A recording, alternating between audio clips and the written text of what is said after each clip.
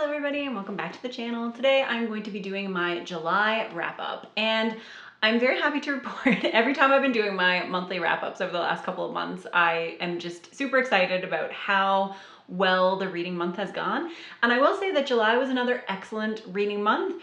I don't know if it has been my best reading month because I did have a couple of lows in July, which over the past few months I have not had, but the highs were the highest. I definitely had my favorite book of the year so far in July, which was very exciting, but I have lots of good things to talk about, so I'm going to get in. This was also, I think, my biggest reading month of the year. July is long, it's summer, so I had a lot of time.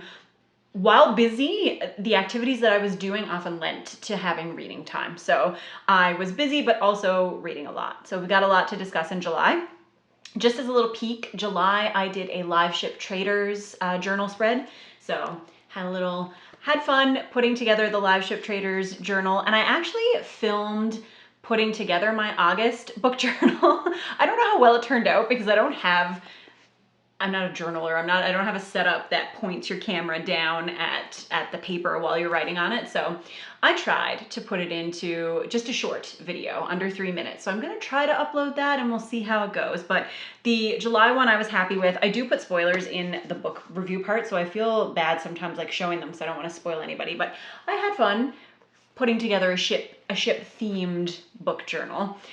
In July, I'm gonna flip to the back now of the wrap up part of this book journal. I read 10 books in July, which was great. That's a lot for me. I think I usually do like around 6 or 7 books a month, 10 books, and a lot of chunky books too. So I got some really great reading done in July. 4 of those were by audio, and as you'll find out, those were all, well, not all, mostly Dungeon Crawler Carl. And yeah, just a great reading month overall. We're gonna go through them in order, as always, through the book journal, because that's how I can keep things organized. And we are starting off with my book of the month, book of the year, one of the books of all time for me, and that is Golden Fool by Robin Hobb. So Golden Fool, the second book in the Tawny Man trilogy. I loved this book. I did reading vlogs for the entire Tawny Man trilogy, so if you're a big Robin Hobb fan and you follow the channel, you probably watched those, but I will try to capture some of the things that I enjoyed about this book and then about the series at large when I talk about the final book. But Golden Fool, from what I have read, because I do read the reviews of my friends when I finished a book, so some of the things that my friends have said after having read Golden Fool was that it felt like a middle book, that there's not as much progression of plot, there isn't the same intensity, that same feeling of needing to race to the finish through Golden Fool. And I think that that is true. But for me, it did not feel like a middle book, because all of these books, minus Live Ship, all of the Fitz books feel like the story of Fitz's life. And so there are just parts of Fitz's life that are more plot heavy, and there are parts that are more introspective, where we get to see relationships come together. And that is what Golden Fool is. And I could honestly read 50,000 pages of that, written by Robin Hobb. I could read her every musing on Fitz's mental status, on his relationships, on his good choices, on his bad choices, on the things that happened to him. Golden Fool was so emotional for me. I think if you polled the community at large, they would say that either book 1 or book 3 in this trilogy was the most emotional for them. But for me, it was Golden Fool, because we see a lot of fraying in Fitz's personal relationships in Golden Fool. There are a lot of revelations of a personal nature that come out. And while yes, it is not as plot heavy as either book 1 or 3 of this trilogy, it's the stuff that I think Robin Hobb is best at. Golden Fool, I think, is Robin Hobb getting to show off her writing chops, the way that she develops characters, the way that she navigates relationships, the complexities of humans and of their relationships with one another. So I think all of that comes out in Golden Fool, and that's what made me love it the most out of this trilogy. And I cried so much while I was reading this book. And that is not a spoiler, because it was not about anything finite. It was just about life and what can happen and what you mean to other people and what that means for you and about you. And it was just a lot, and it was very heavy in the best possible way. Golden Fool gave me one of my favorite reading experiences, which is feeling like the author has your heart in their hand and they're just squeezing. I don't know, I just like that feeling. I like when I care so much about characters that it makes me feel that way. And that is exactly how I felt while reading Golden Fool. So 5-star experience. Tawny Man is amazing. I loved Golden Fool. Book 2, a book that had the disadvantage of being sandwiched between Golden Fool and Fool's Fate. Because this was a great book, it's just that I wanted to be reading something else the whole time. So it meant that the beginning of the book I was a little bit slow getting through, but that is This Kingdom Will Not Kill Me by Ilona Andrews. This is my first book by Ilona Andrews. I did a dedicated review for this book. I really enjoyed it. I gave it 4.5 stars. This is a portal fantasy where a young woman who's a huge book nerd, like all of us, who's in love with an unfinished fantasy series, as many of us are, she is pulled into that fantasy world, and she knows that the kingdom that she's been pulled into is on the cusp of a huge civil war. There's going to be a tyrannical overthrowing of the government. There's going to be a breakdown of civilization. Characters that she has loved for years, decades of her life are going to die in horrendously gruesome ways. And so she wants to stop this from happening. She wants to prevent these bad things from happening. And so she's in a situation where she obviously knows what is going to happen and why. She knows motivations for characters who are very close-lipped. She knows things about people that should be impossible to know.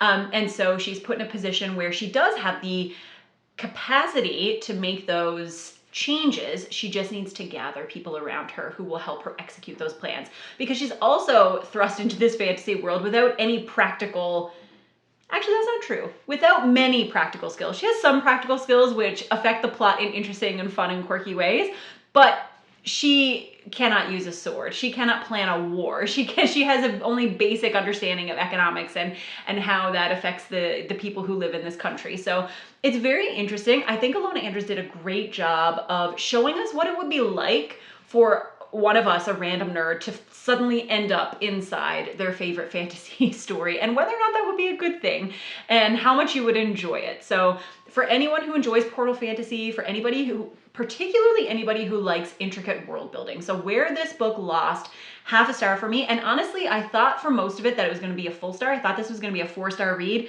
but it had an explosive ending that I really loved. It had a great romantic setup with an excellent romantic tension, at least in my opinion. And so that bumped it back up to 4.5 stars. But this is very detailed, is what I'm going to say. I think I would classify it as being info dumpy. I think there's a lot of information dropped in a way that is not necessarily the most elegant, but for this type of story, I do think it would be very difficult to give all the information that needs to be given in a way that doesn't feel like info dumping. So I do not fault Ilona Andrews. Who am I to fault any author? I don't fault anybody for the way that they write their book, but I will say that it can feel somewhat tedious, especially if you are like me, and that sort of presentation of information is not always something that you enjoy. I am a character-focused, feelings-based reader. I like when stories are slow to unfold. I like finding out information bits at a time. I don't necessarily love huge complex magic systems and giant pages or paragraphs of info dumping text. But I do think that Ilona Andrews did the best that they could in this kind of situation where you have to present so much information and where the narrator is in a unique position of knowing so much about the world that the reader then needs to catch up on. So it was a tricky situation to be in as an author, and I think they carried it out well, and the plot, characters, romantic tension, and just the way that all of those threads came together, I think very much made up for that. Ilona Andrews, that duo, that husband-wife duo, they're clearly very nerdy. They're kindred spirits. I want to read more by them. I would love to be friends with them, actually, after reading this book. Sometimes you read a book and you think, you know, I would be friends with that author, or in this case, those authors. And that's exactly how I felt after reading This Kingdom Will Not Kill Me. So it's a new 2026 fantasy release. If you haven't picked it up, I highly recommend. Number 3, the third book of the month was Carl's Doomsday Scenario. And was that book 2? Yes, that is book 2 of Dungeon Crawler Carl. I started off with vlogging the first Dungeon Crawler Carl book, and then so many people came in and said, why are you reading that? The reason was, it was because I bought the book for my husband. I thought he would like it, and he doesn't do audiobooks. So I had the physical copy, and so I didn't get the audiobook. I read the physical copy. Everybody said, you like audiobooks, Sarah. You should do Dungeon Crawler Carl on audiobook. It is worth it. And I did, and it was very much worth it, but it made it very difficult to vlog. So I abandoned vlogging Dungeon Crawler Carl, which is too bad because there's so many things happening now that I can't talk about as I review these books or as I give a short blurb. So that part is a little bit sad, but it's just too much finagling to try to vlog it as I'm listening to it. But I am very happy that I switched over to the audiobook. Everybody was right.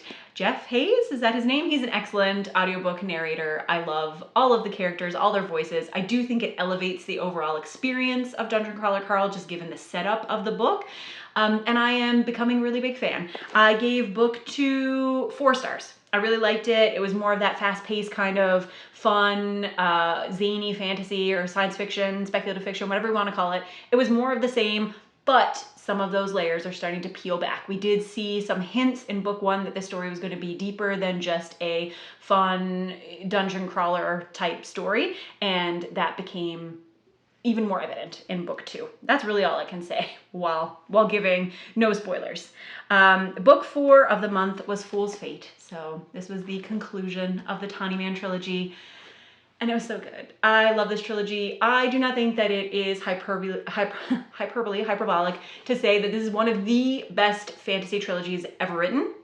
I think I said in my reading vlog that if we do not count The Lord of the Rings as a trilogy, if I count The Lord of the Rings as a single book, which I often do, then I think that Tawny Man is my favorite fantasy trilogy of all time. I love it. Characterization is top-notch. The writing is gorgeous. The way that the story comes together is perfect. It would have been a good ending for the series, even if it would have been one that broke my heart. I was very happy to know that there was more to come, but it was brilliant. Robin Hobb is a master of fantasy. Everything that I could say about Robin Hobb sounds like cliche because she's just that good. It's hard to say something original about someone who is so very talented. So Tawny Man, I'm so happy that I read it. Can't wait to continue on with Realm of the Elderlings.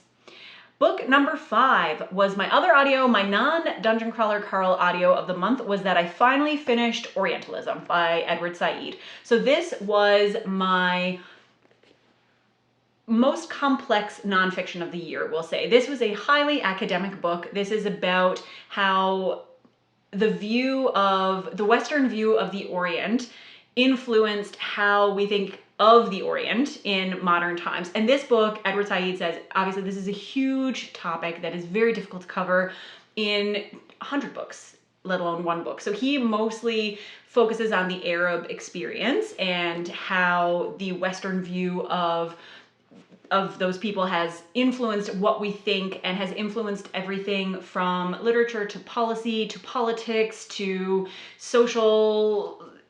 what is socially acceptable. And it is, as I said, a highly academic work, but I think very much worth reading from both an intellectual standpoint and a humanistic standpoint. I think if you are someone who loves to read, which presumably if you are watching this video, you are, it is important. I think we talk a lot about how books can foster empathy, and we don't talk a lot about how reading, and specifically what is presented to you to read, how that can influence what you think, because we all like to think of literature, whether that is fiction, whether that's nonfiction, whether that's scholarly, of whatever type, we think of it as an elevated art form. We think of it as something that has something to teach. And I think for a lot of us, even people who do think critically, I think we often assume that books are telling us something that is truthful, or at least there are some grains of truth within books. And what we don't often pause to think about is how a body of literature or a body of knowledge can teach you things that aren't necessarily true, because these books were all written by people, and people have their own internal biases. History is not created in a vacuum. You know, we have outside influences, and just because something becomes part of the accepted literary canon, sometimes we need to take more time to reflect on why or how that is and how that developed. And Orientalism is a book that made me pause and think and reflect on what I read, how I read, what is presented to us to read. And this branches out into like a huge array of topics that get discussed often on BookTube, like best of lists and most popular authors and why we're all often reading the same things and what that means and how that affects us. And I think on a very broad and superficial level, we can all acknowledge how we're affected by things, but I don't think we often delve beyond that. And Orientalism is a book that made me sit with that and think about that. And it's really important, I think, to reflect on how literature affects us, both in good ways and bad ways. And this was a great book to allow myself to do that. It is, at least for me, was not an easy read. It was dense. It took a long time. I would often read a little bit, think about it. I did not want to consume this in huge chunks as I did Dungeon Crawler Carl. What two hilariously different audiobook experiences to have for the summer. But anyway, I enjoyed them both. Orientalism was great. Giving it a star value seems silly. I gave it 4 stars because I had a good time. I learned a lot, but it was, challenging to get through at times. So that is my opinion on Orientalism. Very glad that I read it. Would love to read more of Saeed's literary criticism, and will continue to try to challenge myself with books throughout the year. My 6th book of the year was the Dungeon Anarchist Cookbooks. This was book 3 of Dungeon Crawler Carl. And a common thing that has been happening with Dungeon Crawler Carl is that they just get better and better, right? I'm just enjoying them more the deeper the story becomes. There's construction happening next door, so if you can hear weird noises, I'm sorry. I can hear them, but I don't know how much is going to get passed over to the video. But Dungeon Crawler Carl gets better and better with every book that I read, and Dungeon Anarchist Cookbook was the first one that I gave 4.5 stars. The floor itself was convoluted. I let some of that wash over me. I'm not a particularly visual person, so I did not spend a lot of time worrying about not being able to visualize or understand everything that Carl was going through. I just accepted that I wasn't going to be able to, and that made the experience a lot better. The cookbook was great. Again, I have spoilers in my review in here that I can't talk about, but I just think the additions that came here, the character revelations that happened here, the broadening of the scope of the story was all top notch. I'm still having fun with Dungeon Crawler Carl, but now also becoming emotionally invested and very appreciative of the themes and what Dungeon Crawler Carl is trying to explore. So there we go. After DCC, because I don't know how many times I can say Dungeon Crawler Carl without it just sounding garbled. So after DCC 3, I read a manga, Kagurabachi. This is a manga that I've wanted to check out for a long time. It is getting made into an anime next year, and there's a lot of hype surrounding it. This is a very popular manga series. And the basic premise is that there is a young man whose name I don't remember off the top of my head because I've just read this one volume and it has flown out of there. There's a young man, his father is a swordsmith. It's fantasy oriented, it's leaning into fantasy. So these swords that his father, the katana that his father has crafted, all have various powers. And so at the beginning of the story, the inciting event is that his father is killed by a group of powerful sorcerers and he is going to hunt them down, essentially. I really liked it. This is a fun setup. It's obviously, it's a very traditional fantasy setup. There's nothing new in terms of plot or execution here, but the action seems like it's going to be great. And I do think, this is not always the case, but I do think this is going to be a series that I'm going to appreciate as an anime even more than I do as a manga, because as I was reading through some of these panels, I thought, this is gonna be so cool to watch on TV. So I'm mostly getting prepared for the release of that season in early 2027. But the first volume was good. I bought the first 3 volumes to see if I want to continue on reading. So I'm gonna try to read the next 2 this month and see if the story picks up, if I want to continue reading it, if I want to wait for the show. We'll see what happens. Book 8 of the month was actually my least favorite book of the month and one of my least favorite books of the year. This was a romance that I picked up because I was reading a lot of heavy things, a lot of emotional things, and I wanted something light. And somebody had pitched this book to me as heated rivalry, but with professional wrestling. And then obviously I had to message Jimmy, not somebody like, hey Jimmy, guess what I'm reading? And I think he probably, was like, oh no. But I read this. This was, yes, a male-male romance set in the world of professional wrestling. I don't know that much about professional wrestling. I learned a lot of new terms. What was the word? K-fab or something? Anyway, I was not aware that there was such a complex story setup for the world of professional wrestling, and that prevents you from breaking character even in your everyday life. And anyway, it was all very interesting to me. Unfortunately, that was really the only part of this that was interesting to me. I do not like to disparage books, but I did not think that this was very good. Just in terms of plot, this is a romance, right? So there's a traditional setup that a romance follows, and there was just nothing to pull me through that setup. There was no tension. This starts off ostensibly as a rivals to lovers story, and we don't get any of that tension that I think made Heated Rivalry so popular, is that there is this build of the rivalry, there is that back and forth, there is that chemistry between the characters, and I did not get that from this book. Unfortunately, everything resolved very quickly, and the plotting was very odd. I'm not sure how this made it through without somebody reading it and saying, the pacing is very off in this book, because I think it is. And I don't necessarily think that this author is a bad writer.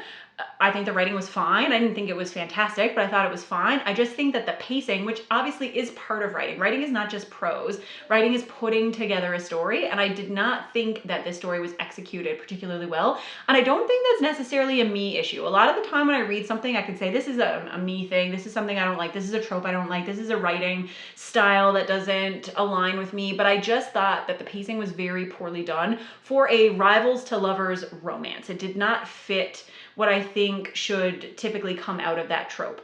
There's a lot of focus on the difficulties that the character is going with, which I think is a new turn for romance in general as well, is that there's a lot of emphasis on the individual's inner struggle, which I don't necessarily think is something that a romance traditionally or even should explore. This is a bigger question, obviously, and that is an opinion. That is my opinion.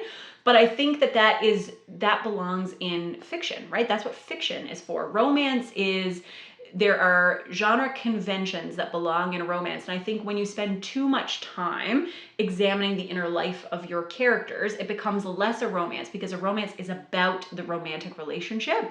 And when I'm looking for a romance, that's what I'm looking for, right? It's a form of escapism, in my opinion.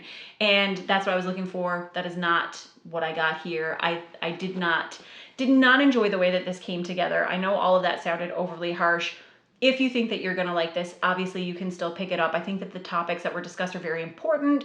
I think that this was clearly a story that was very close to the author's heart. And I do think that not caring about professional wrestling probably impacted my ability to enjoy the exterior elements of the story, like the friendships and the road trips and all of that kind of stuff. So if you are a fan of professional wrestling, then maybe you will really, really enjoy this book. So you can give it a go. Book number 9 for the month is one that I'm hoping to do a full review for, and that is Green City Wars by Adrian Tchaikovsky. Adrian Tchaikovsky is one of the modern authors who, number one, puts out an incredibly diverse body of work, is highly productive, and also is just, when you lock into an Adrian Tchaikovsky book, when you pick up an Adrian Tchaikovsky book, you honestly have no idea where it's going to go, because he is so capable and can write in such a variety of genres. He is not constrained by any one genre. He is not constrained by any one type of story. And so every time I pick something up by him, I'm like, man, what is this going to be? Who knows? But I'm excited. Green City Wars is, I would call it sci-fi. It is the story of genetically modified animals, and specifically a genetically modified raccoon named Scotch, who is a private investigator. So he has left his company or firm, the company that created him, and has kind of set out on his own, and he is brought back in by the company and hired for a job. So he is hired to catch a mouse.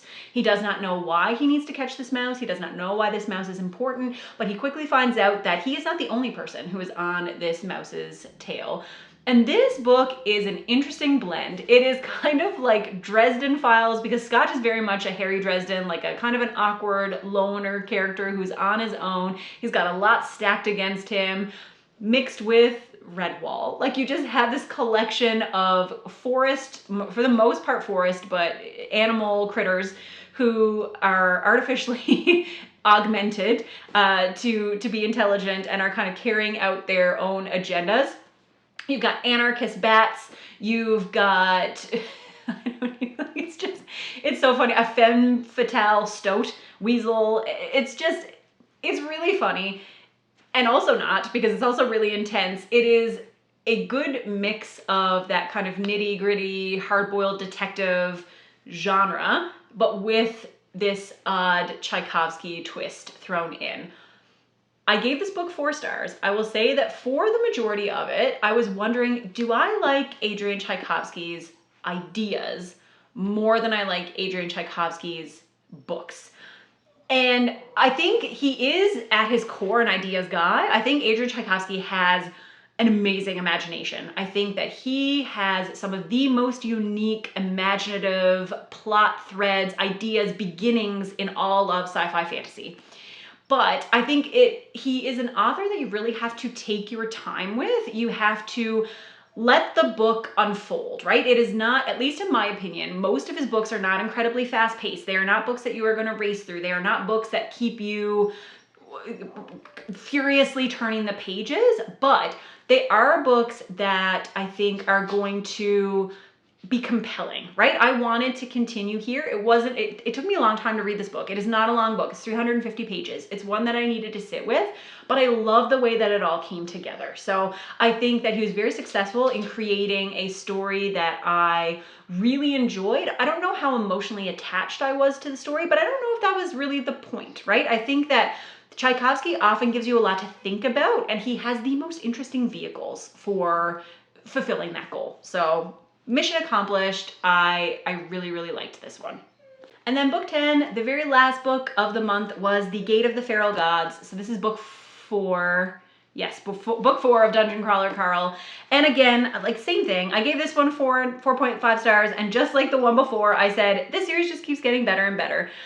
There were character reveals that I had been kind of expecting, but not really in the way that they played out. Again, I have to be intentionally vague here, but I am really enjoying this series. It is so far not at the level of a 5-star series, although I wonder if the next book is the one that I'm listening to right now is going to be my first 5-star of the series, but it is becoming more complex. It is becoming more emotional. It is becoming something that I am incredibly invested in. I love Carl. I love Donut. I love the whole crew of characters, and I am excited to continue on. So Pippin is now starting to cry for his supper because it is 3 minutes past the time that he is supposed to be fed. So obviously he is going to die any second, and I need to go feed him to prevent that from happening. But I had a great reading month. I hope that you all had a great reading month. If you've read any of these books, please tell me what you thought of them. If not, please tell me what you read in July, and I will see you with another video soon. Bye!